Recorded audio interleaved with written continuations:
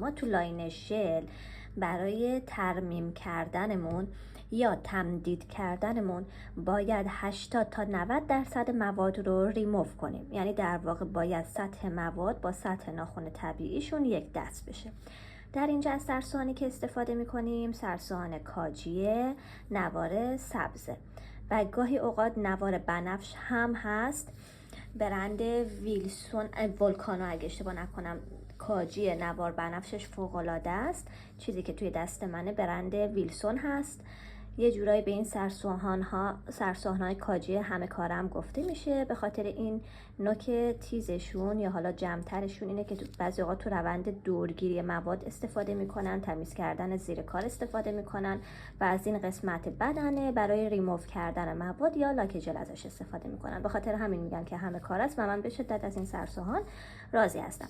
و قراره امروز ما با این سرسوهان ریموومون رو ریموو کردن نمیایم از خود خط ترمیم ریموو شروع کنیم. چرا؟ چون اینکه ممکنه گاهی اوقات کلاینت شما یا مراجعه کنندتون هوا گرفته باشه بخشایی از این ناخنشون. اگر بیاین از خود خط ترمیم شروع کنین گاهی اوقات نمیتونی سوهان دستی تو سوهان برقیتون رو کنترل کنین. ممکنه روی صدف طبیعی مشتریتونم برین و یه لایه رو از روی صدف بردارین. گاهی اوقات ممکنه یهو دستتون برخورد کنه و این قسمت بالشتک بالایی و کوتیکولا آسیب بزنید. به خاطر همین بهتره که مقداری پایینتر، یعنی میگن 1/3 پایینتر از خط ترمیم ریمووت رو شروع کنید. این دقیقاً 1/3 پایینتر از خط ترمیمم من ریمووم رو شروع میکنم از سمت بالا به سمت پایین، از سمت بالا به سمت پایین، از سمت بالا به سمت پایین. ببینین دارم میگم از بالا به پایین. هیچ وقت سوهانتون رو اینجوری رفت و برگشتی نمیگیرین، این غلطه. باید از بالا به پایین، از بالا به پایین، از بالا به پایین این کار رو انجام بده و وقتی به ساید وال ها میرسین دست مشتری یا کلاینتتون رو به سمت جهتی که خودتون راحت ترین برمیگردی و این کار رو انجام میدین. توی این مرحله یعنی از سمت بالا به سمت پایین که میاین شما باید 40% مواد رو حداقل ریموو کنید. توی مرحله بعد وقتی 40% مواد رو پاک کردی، من اینو پاک میکنم، پاکم نمیشه باید کلینزر استفاده کنم.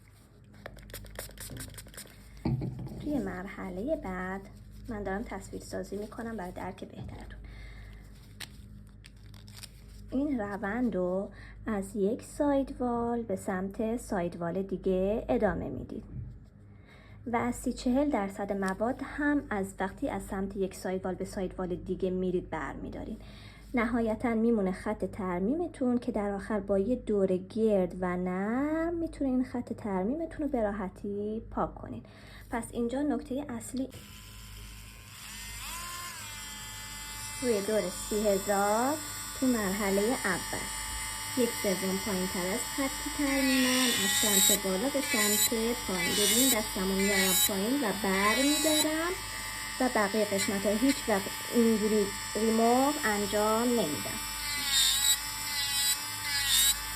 به سمت دیوارا که رسیدم دست کلاینت یا مشتریمو کج میکنم و دیوارهام رو ریموو میکنم. این قسمت هم به هر جهتی که خودتون راحت ترین دست کلاینتو کج میکنید. ببینید خط ترمیمم رو دست نزدم.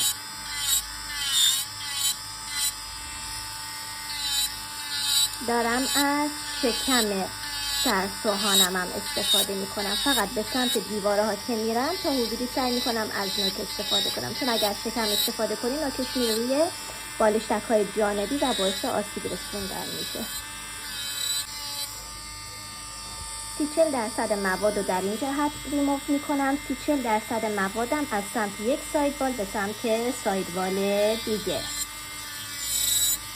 در واقع سوهان من خوابیده روی صدف کلاینت، روی مواد. هیچ وقت با نوک این کار انجام نمیدم.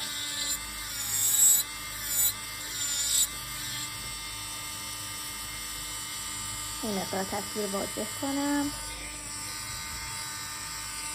الان میرسم به خط ترمیمم.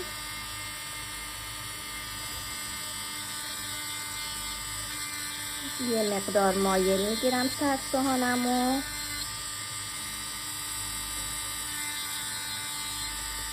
به طوری که اصلا به خط ترمیمم، یعنی جایی که ناخن خودمه، برخورد نکنم. و توی ریموو کردن، زمانی که دارین ریشه کارتون رو ریموو میکنید، هر جا احساس کردین هوا وجود داره یا به اصطلاح لیفت وجود داره، نیازه حتما شما اون هوا رو بگیرید. همیشه یه دونه گفتم بهتون فرچم کنار دستتون باشه برای تمیز کردن این گرده های اضافی. در واقع وقتی از نیمرخ نگاه میکنم باید سطح ناخن حجم مواد به شدت کم باشه. من در اینجا جا داره.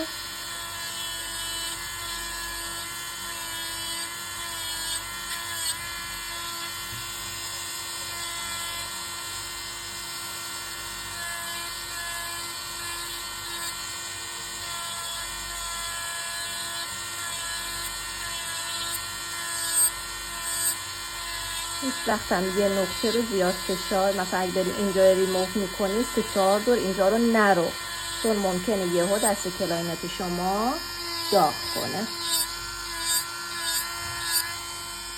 نگاه، حجم مواد به شدت کم شد و این آماده است برای مواد گذاری مجدد یا ترمیم با قالب. دارم خط ترمیممو با این حالت کم رنگ تر میکنم.